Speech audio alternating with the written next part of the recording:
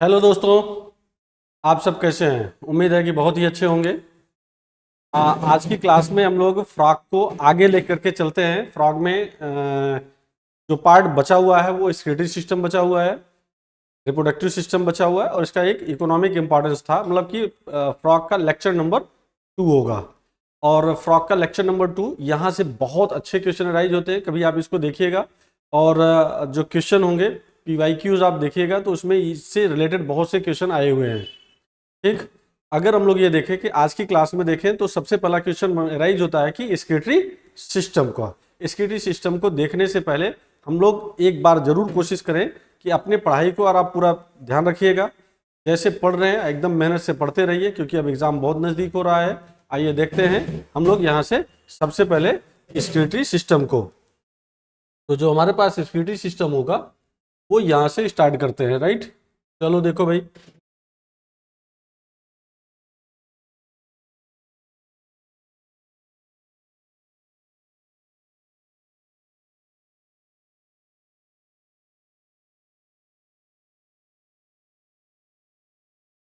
स्केटरी system of frog.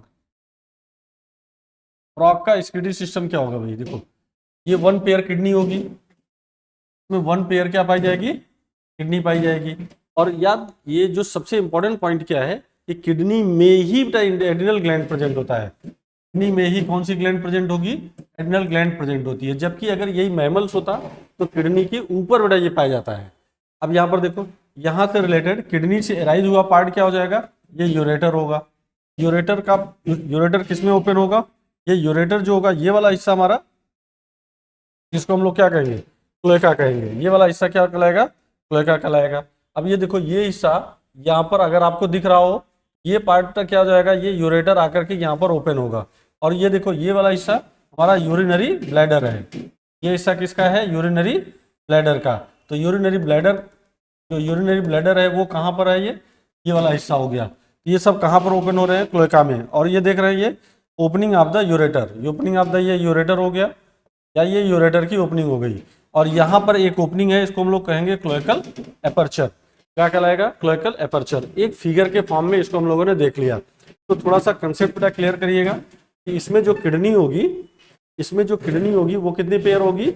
One pair kidney होगी। ठीक ना। अब किडनी जो होती है, ये यहाँ पर इसके केस में मीजोनेफ्रिक टाइप की किडनी होगी। मीजोनेफ्रिक का मतलब कि वेल डिफाइंड बेटा किडनी नहीं पाई जाएगी। वेल डिफाइंड का मतलब क्या होता है भाई? किडनी में क्या होगा? कार्टेक्स होगा। अगर हम लोग किडनी का टीएस देखें तो मैमल्स के केस में क्या होता है? कार्टेक्स होता है, मेडुला होता है, मेडुला के अंदर मेडुलरी पिरामिड होता है। तो इसमें ऐसी कुछ चीजें नहीं पाई जाएंगी। तो हम लोग ये कर सकते हैं कि इसमें वन पेयर क्या पाया जाएगा? यहां पर देखिए,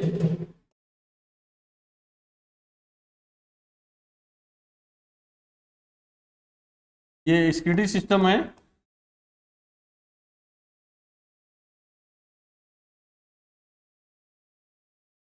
इसके इसके स्किडरी सिस्टम में क्या पाया जाएगा? वन पेयर किडनी पाई जाएगी,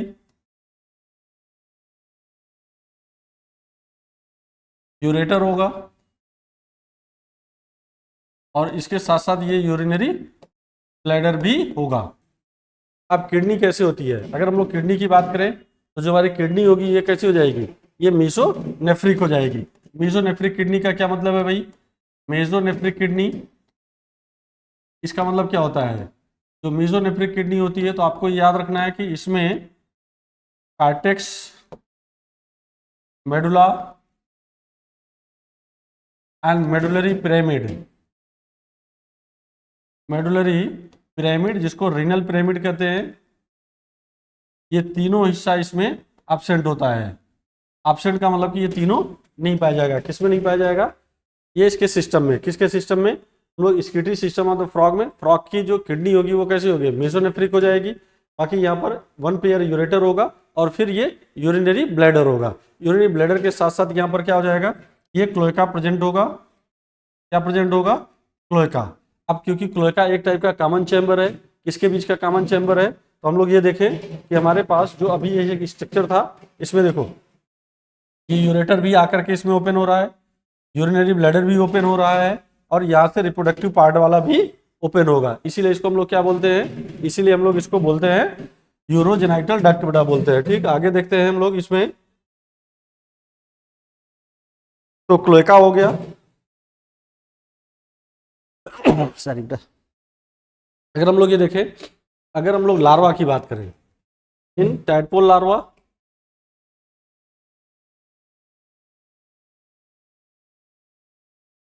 टैडपोल लार्वा में ये act as haematopoietic organ. It means ये ब्लड फॉर्मेशन भी करेगा। किसका फॉर्मेशन करेगा? ये ब्लड फॉर्मेशन। इसमें ब्लड का फॉर्मेशन करेगा? किडनी में, सॉरी किडनी में ही ब्लड का फॉर्मेशन होगा। लेकिन किस स्टेज में होगा? लार्वल स्टेज में। किडनी लार्वल स्टेज में ही किसका फॉर्मेशन होगा? ब्लड का फॉर्मेशन हो जाएगा। कौन करेगा? टैडपोल लार्वा करेगा। फिर बेटा हम लोग ये देखते हैं कि इसका जो स्ट्रक्चरल और फंक्शनल यूनिट होती है, इसमें जो स्ट्रक्चरल एंड फंक्शनल यूनिट होगी, ये यूनिट हो जाएगी यूरिनिफेरस ट्यूब्यूल। Uriniferous tubule. और जो यूरिनिफेरस ट्यूब्यूल्स होंगे लगभग ये 2000 पर किडनी होगी। क्या पाई जाएगी? पर किडनी। पर किडनी का मतलब कि एक किडनी में लगभग कितने?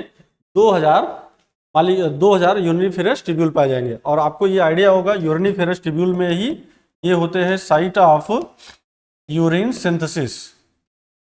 Site of urine synthesis. अगर बेटा ये कहा जाए कि यूरिन की सिंथेसिस कहाँ होगी, तो आप बोलोगे यूरिनिफेरस ट्यूब्यूल में ही होगी। तो यूरिनिफेरस ट्यूब्यूल में ही यूरिन का फॉर्मेशन होता है।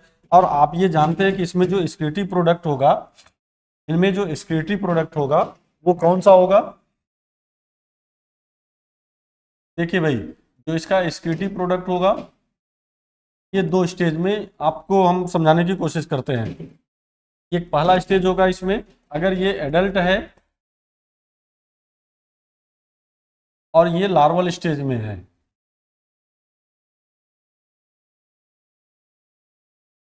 तो बेटा जब एडल्ट में होता है तो ये यूरिया एलिमिनेशन ऑफ क्या करेगा? यूरिया। और लार्वल स्टेज में है तो ये एलिमिनेशन ऑफ अमोनिया। तो देखो, अगर ये यूरिया का एलिमिनेशन करता है या अमोनिया का करता है, तो ये अगर यूरिया है तो ये कहलाएगा यूरियोटेलिक। यूरियोटेलिक। अगर अमोनिया का एक्सक्रीशन कर रहा है तो ये कहलाएगा अमोनोटेलिक। तो अमोनोटेलिक कौन होगा?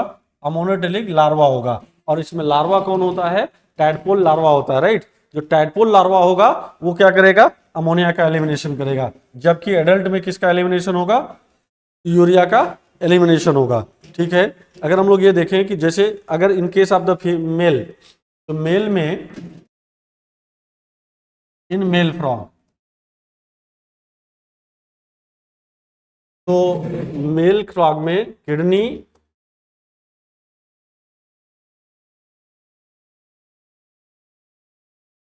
एंड टेस्टिस में फंक्शनल एंड स्ट्रक्चरल कनेक्शन होगा। स्ट्रक्चरल कनेक्शन होगा। इसका क्या मतलब होता है भाई? फंक्शनल एंड स्ट्रक्चरल कनेक्शन का मतलब कि जैसे मान लो कि अगर हम लोग ये देखें, जैसे किडनी है, किडनी को क्या करें? किडनी को टेस्टिस से बांध दें तो ये क्या हो जाएगा? स्ट्रक्चरल कनेक्शन हो जाएगा। लेकिन अगर टेस्टिस के कुछ कंपोनेंट जो भी बेटा टेस्टिस के अंदर बन रहे हैं वो कहाँ जाएंगे? किडनी में चले जाएंगे, तो ये फंक्शनल कनेक्शन होगा। तो इन दोनों में फंक्शनल कनेक्शन होगा। लेकिन in case of the in female frog, female frog में क्या हो जाएगा भाई? No functional connection. No connection between, इसके बीच में, किडनी एंड ओवरी, इनके बीच में कोई भी फंक्शनल कनेक्शन नहीं पाया जाएगा। किसके बीच में नहीं पाया जाएगा? तो आपको ये याद रखना है कि जो मेल होगा, मेल में ही फंक्शनल कनेक्शन हो सकता है, और किसमें नहीं हो सकता? फीमेल में नहीं हो सकता, क्योंकि दोनों अलग अलग होते हैं, राइट। अभी हम लोग इसको आगे देख लेंगे। तो चलिए, एक्सक्रीटरी सिस्टम, मुझे उम्मीद है कि आपको समझ में आ गया होगा। इसमें एक्सक्रीटरी सिस्टम में पहला पॉइंट आपको ये याद रखना था कि भाई किडनी होगी, किडनी पेयर्ड होगी, यूरेटर पेयर्ड होंगे, और यही जा करके कहाँ पर ओपन होंगे? क्लोएका में ओपन होंगे। क्लियर? आगे अब हम लोग देखते हैं यहाँ से फीमेल, यहाँ से रिप्रोडक्टिव सिस्टम के बारे में देखेंगे। चलिए भाई देखते हैं रिप्रोडक्टिव सिस्टम।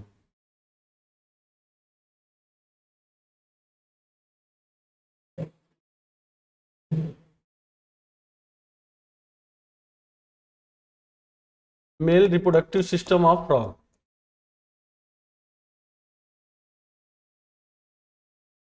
देखो क्या फिगर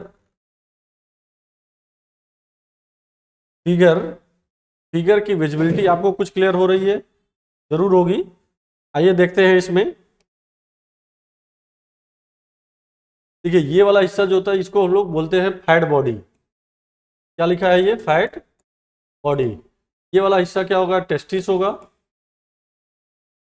और ये वाला हिस्सा होगा यहां से, ये देख रहे हैं एडिनल, एडिनल ग्लैंड है। ठीक है भाई। यहां पर वासा इफ्रेंसिया पाया जाता है। तो मैं अभी इसको एक फिगर से और बना दूंगा। और ये वाला हिस्सा सेमाइनल या सेमनीफेरस ट्यूब्यूल होगा। और ये ट्यूबली रेक्टी होगा। ये यहाँ पर बीडर केनाल्स होंगे।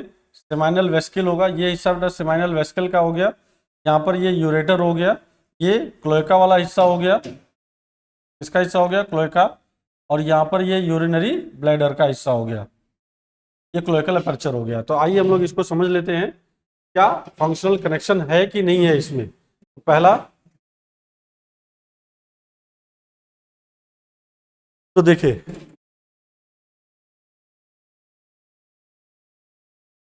यहां पर ये है किडनी।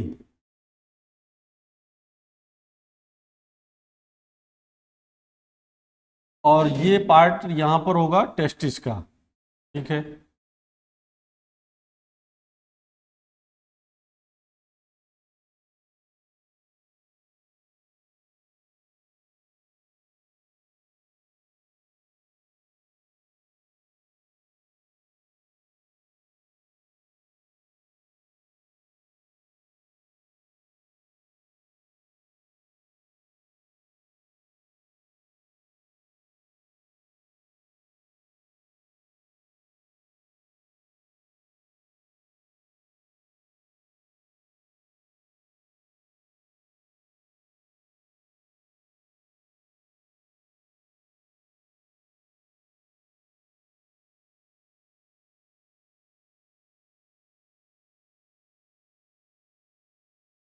ठीक भाई, ये पूरा फिगर को आपको समझना है। तो पहले फिगर को हम लोग ये देखते हैं कि ये वाला हिस्सा हमारा क्या कहलाएगा।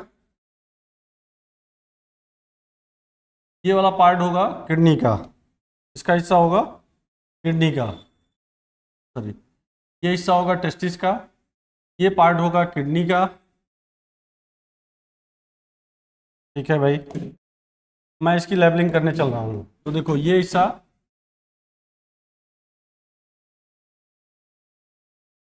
ये हो गया टेस्टिस।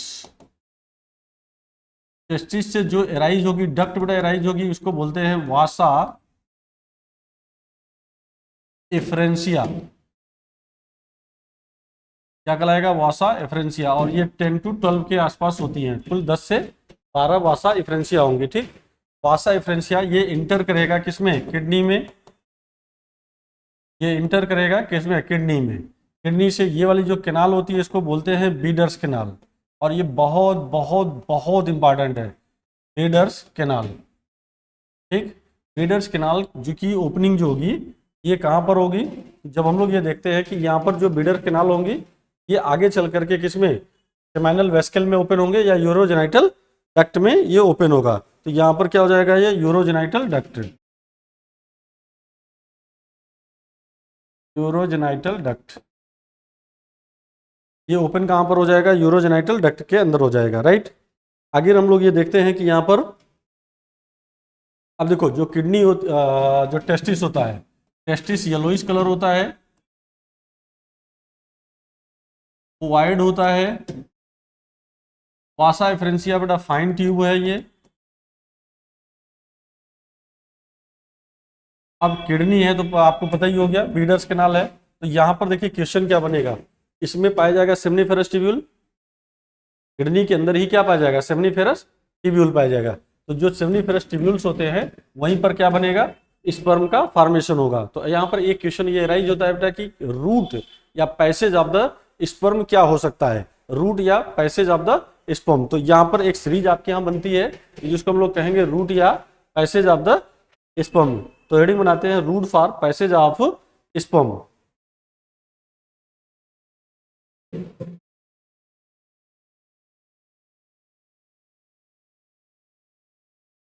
बाहर हो जाते हैं ना, देख लेते हैं ना।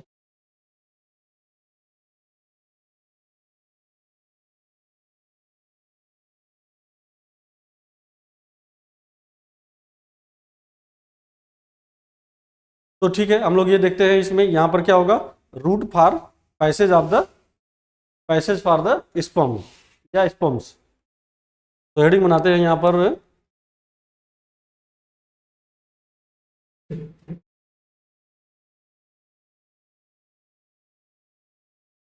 Root for passage of sperm.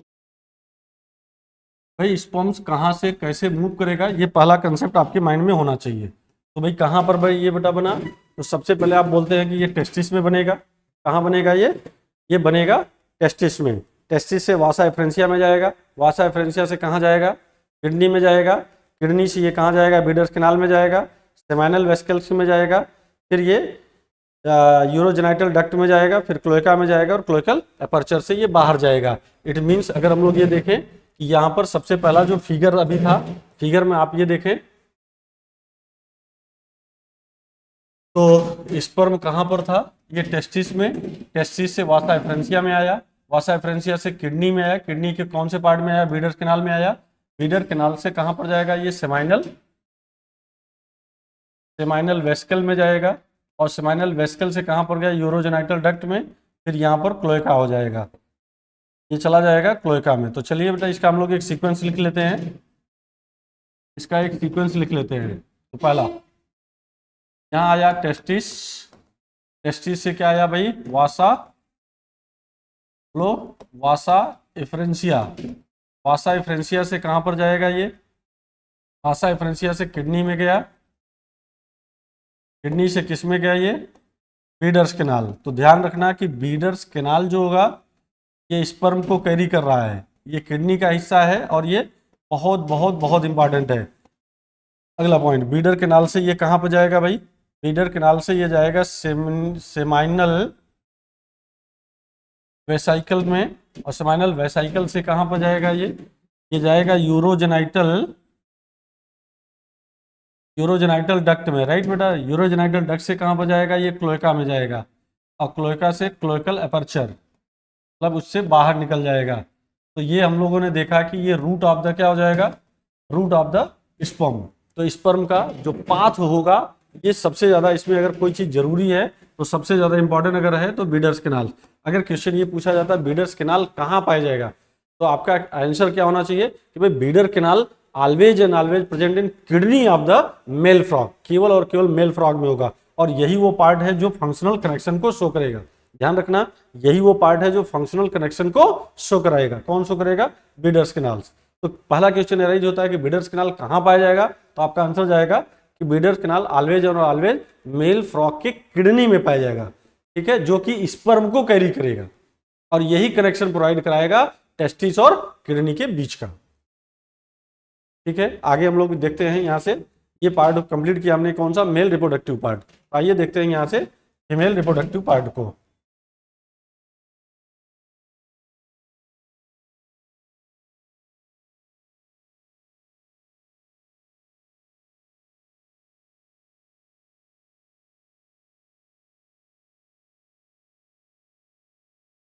देखिए भाई, जो फीमेल रिप्रोडक्टिव पार्ट है, यहाँ पर ये ओविडक्ट होगा, और ये वाला हिस्सा क्या कहलाएगा, यहाँ से ये वाला पार्ट ओवरी होगा, और ये हिस्सा बेटा यूरेटर होगा। क्या पाया जाएगा, ये यूरेटर। बाकी बेटा हम सबको पता है कि ये ओवी सैक होगा,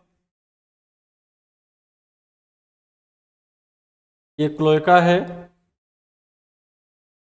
और ये यूरिनरी ब्लैडर है। ठीक है, बाकी तो आपको क्लियर ही हो गया। ये यूरेटर है, और ये पार्ट ओवरी का हो ही गया। यहाँ पर ये क्या है, एडिनल ग्लैंड है, ऊपर की ओर ये फैट बॉडी है,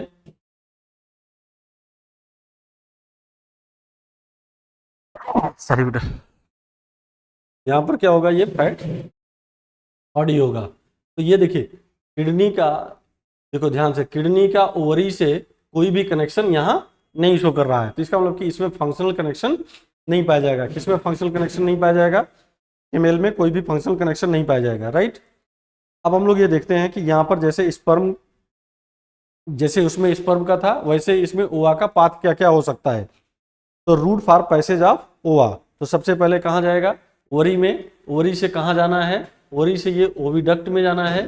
देखो ये ओविडक्टल फनल है या ऑस्टिया बोलते हैं इसको, ऑस्टिया। यहाँ से फनल से होते हुए कहाँ पर आएगा, देखो यहाँ से ओवा रिलीज हुआ, ये ओवा बनाया, ओवा कहाँ गया, ऑस्टिया, ऑस्टिया से ओविडक्ट फनल में जाएगा, ओविडक्ट फनल से कहाँ पर जाएगा, ये ओविडक्ट में जाएगा, फिर ओवी सैक में जाएगा, कहाँ जाएगा, ओवी सैक में, फिर क्लोएका में, फिर क्लोएकल एपर्चर में। तो हम लोग बेटा इसका एक पाथ देख लें, अगर पाथ देख लेंगे तो बहुत क्लियर कंसेप्ट आ जाएगा हमारे पास, यहाँ पर क्वेश्चन बन सकते हैं। तो रूट या passage for the ova, route for passage of ova. तो देखो भाई सबसे पहला कंसेप्ट आपके पास ये होना चाहिए कि आपको ये समझ में आ जाना चाहिए कि कैसे ये कैरी करेगा। तो पहला, सबसे पहले बेटा ये ओवरी में ओवा बनेगा, ओवरी से कहाँ जाएगा, ये ऑस्टिया में जाएगा। ऑस्टिया मतलब एक टाइप की ओपनिंग है ना, ये ऑस्टिया मीन्स क्या हो गया, ये ओपनिंग हो गई। ऑस्टिया से ओविडक्ट में जाएगा, ओविड्यूकल फनल में जाएगा। ये फनल लाइक स्ट्रक्चर बनाता है ना भाई, ये फनल है, ये वाला फनल है। फिर ये आप इसके कैनाल में जाएगा, ये ऐसे होते हुए ऐसे जिग जैग ओविडक्ट में आएगा, ओविडक्ट से यहाँ पर आएगा, इसको ओवी सैक कहेंगे, और ओवी सैक से ये कहाँ चला जाएगा, क्लोएका में। अब क्लोएका से कहाँ जाएगा, ये क्लोएकल एपर्चर, क्लोएकल एपर्चर। तो राइट बेटा ये ध्यान रखना है कि ये इसका हो गया route for passage of ova. Route for passage of ova में ओवा कैसे ओवरी से निकला, ऑस्टिया में गया, ओविडक्ट फनल में गया, ओविडक्ट से होते हुए ओवी सैक में जाएगा। ओवी सैक में यहाँ पर याद रखना कि ये स्टोरेज होगा, स्टोरेज ऑफ ओवा होगा, ठीक। ये पूरा पाथ मैंने समझा दिया किसका, ये female reproductive system of the frog. तो फ्रॉग का जो फीमेल रिप्रोडक्टिव सिस्टम है ये आपको कुछ क्लियर हो चुका होगा। फिर इसके बाद हम लोग यहाँ से डिस्कस करते हैं इसका ये फर्टिलाइजेशन और इकोनॉमिक इंपॉर्टेंस, ठीक है ना। ये दो चीजें बच रही हैं, आइए हम लोग आगे देख लेते हैं इसमें। फर्टिलाइजेशन,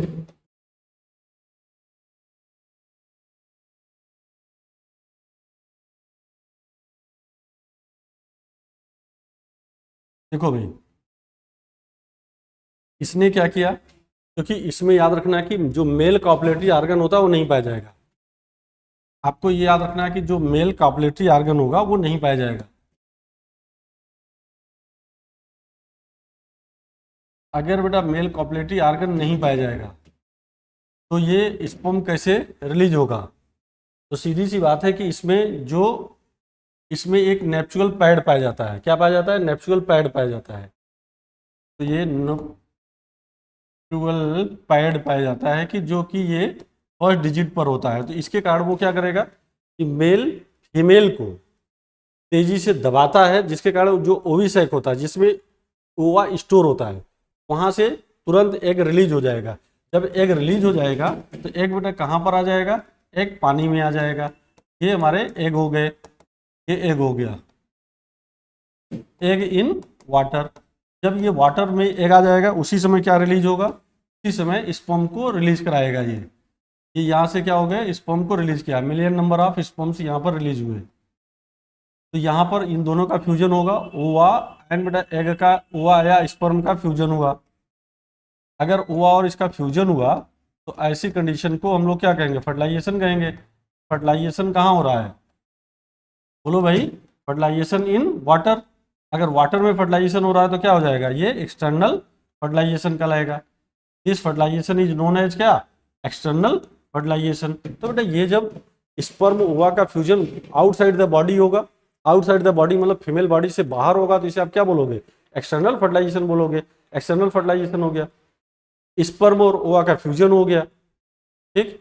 अब ये देखो, जो एक फीमेल होगी, लगभग हम लोग कह सकते हैं कि 2000 से 2500 एग पर, ऐसे बोल सकते हैं कि जो बेटा पर ब्रीडिंग होगी, पर ब्रीडिंग में ये क्या करेगा, ये रिलीज करेगा।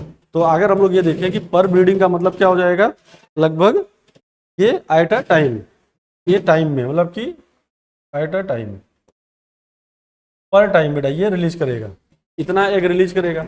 अब जितनी बात है कि अब इसमें तो डेवलपमेंट बताना पड़ेगा, जो डेवलपमेंट होगा,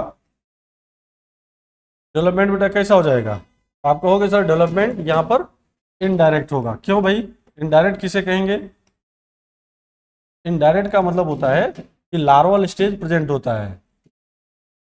यहाँ पर क्या प्रेजेंट होगा, लार्वल स्टेज बेटा प्रेजेंट होगा। जब लार्वल स्टेज प्रेजेंट होगा तो लार्वा का नाम क्या होगा, टैडपोल लार्वा होगा।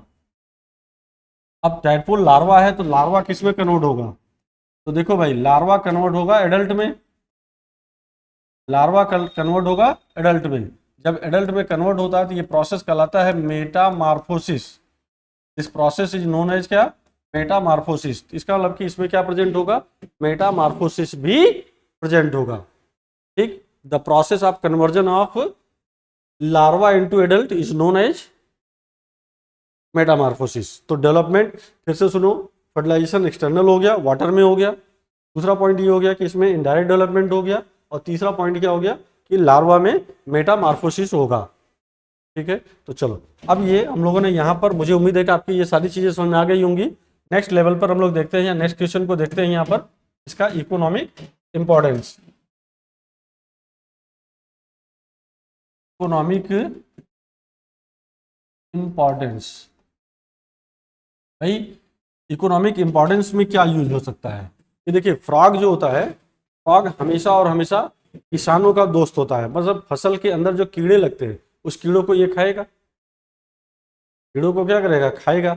और दूसरा ये चीज बेटा एक टाइप का ये फूड चेन का हिस्सा होता है, क्या हिस्सा होता है, फूड चेन का होता है। और कुछ जैसे कुछ ऐसे कंट्रीज होती हैं जो इसको खाते हैं, जैसे इसका मस्कुलर लेग होता है, तो जो इसका लेग होता है, मतलब कि हैंड लिम्ब होती है, वो मस्कुलर होते हैं, मसल्स होते हैं, तो लोग उसको खाते भी हैं। तो मतलब ऐसे हम लोग बोल सकते हैं कि जो हमारा फ्रॉग होता है, फ्रॉग को लोग एज अ फूड भी यूज करते हैं। तो अगर हम लोग ये देखें तो जैसे हम लोग कह सकते हैं कि यहाँ पर ये प्रोटेक्ट द क्रॉप, पहला बेटा क्या करेगा, ये प्रोटेक्शन ऑफ द क्रॉप करेगा।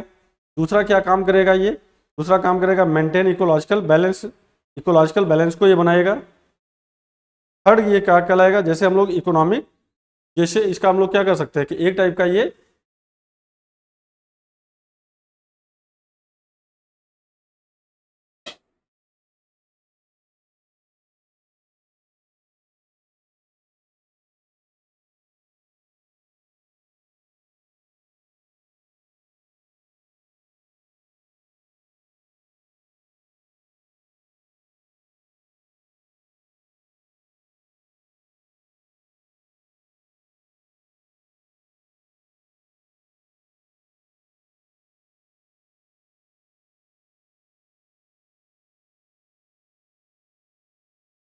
फिर जाता।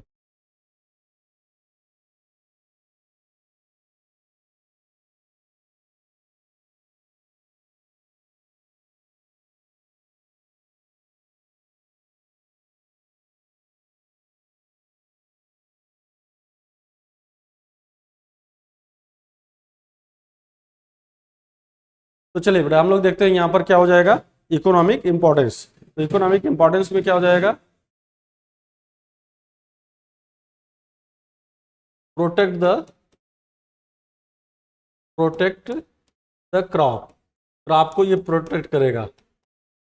और फिर दूसरा काम क्या करेगा, ये काम करेगा किसके लिए, जो बायोलॉजिकल, सारी हम लोग ऐसे कह सकते हैं कि जो इकोलॉजिकल बैलेंस है उसको मेंटेन करेगा, मेंटेन इकोलॉजिकल बैलेंस। अगर हम लोग ये देखें, जैसे हमारे पास ग्रासेस हैं, यहाँ पर क्या होगा, जैसे ग्रास होगा, अगर ये देखें ये ग्रास है तो ग्रास को कौन खाएगा, ग्रास को ग्रास हॉपर खाएगा। बेटा ग्रास हॉपर को कौन खाएगा, अगर हम लोग देखें ग्रास है, ग्रास हापर है, तो ग्रास हापर को कौन खा सकता है? जनरली हम लोग कह सकते हैं कि फ्रॉग खाएगा। फ्रॉग को कौन खाएगा? फ्रॉग को स्नेक खाएगा। स्नेक को कौन खा सकता है? ईगल खा सकता है। तो ये एक टाइप का क्या होगा? फूड चेन को भी हिस्सा कहलाता है। ये किसका हिस्सा होता है? फूड चेन का हिस्सा होता है। जब ये फूड चेन का हिस्सा होता है तो हम लोग ये कह सकते हैं कि ये इकोलॉजिकल बैलेंस को भी मेंटेन करने की कोशिश करेगा। अब तीसरा और लास्ट पॉइंट क्या होता है कि इसको इसको हम लोग कह सकते हैं कि muscular leg of the frog I used as a third part. देखो, muscular leg of frog used as food. तो बेटा कुछ कंट्री में क्या होते हैं, इसके लेग को, जो हाइंड लिम्ब होता है, जो कि मस्कुलर पार्ट होता है, उसको खा करके लोग उसको खाते भी हैं। तो इस टाइप से हम लोगों ने ये देखा कि जो फ्रॉग का रिमेनिंग पार्ट था वो कंप्लीट कर लिया। और मुझे उम्मीद है कि फ्रॉग का पूरा चैप्टर आप देखिएगा, शेयर भी जरूर करिएगा। जितना ज़्यादा आप शेयर करेंगे उतना ही ज़्यादा लोगों को बेनिफिशियल होगा। और अगर आपको अच्छा लग रहा है तो आप इसको सब्सक्राइब जरूर कर दीजिएगा चैनल को किसी भी ढंग से, ठीक है। और चैनल आपका है और आपका सहयोग, आपकी सहयोग की बहुत ज़्यादा ज़रूरत है। और चलिए, मुझे उम्मीद है बहुत अच्छा लगा होगा। Thank you very much.